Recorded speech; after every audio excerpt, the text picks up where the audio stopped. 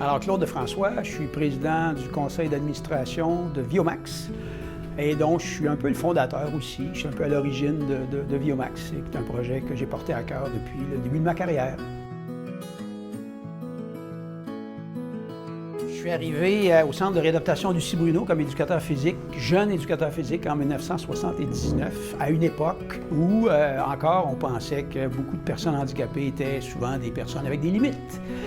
C'est souvent ce que la société nous dit. Alors quand je suis arrivé, j'ai rencontré des personnes extraordinaires ici qui ont développé le transport adapté, qui ont développé des logements adaptés. J'ai rencontré les premiers athlètes en fauteuil roulant. J'ai été estomaqué par leur motivation à repousser les limites.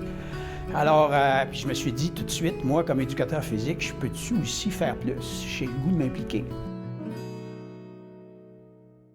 Vers le milieu des années 90, tous les éléments étaient réunis pour fonder Viomax.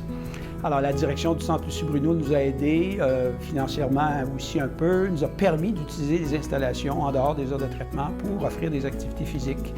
Et là, on a embauché des gens avec l'argent que les gens payaient pour les subventions puis les locations. Bien, on a réussi à se financer puis à fonctionner.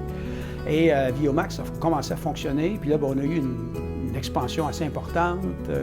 À un moment donné, on avait jusqu'à l'été, quand on avait des camps d'été pour les jeunes, on avait jusqu'à 50 employés et on avait pas loin de 1000 membres. Puis ça permet aux gens qui ont des limitations importantes dans la vie de tous les jours à avoir la plus grande autonomie possible. Et là, on fait de la prévention.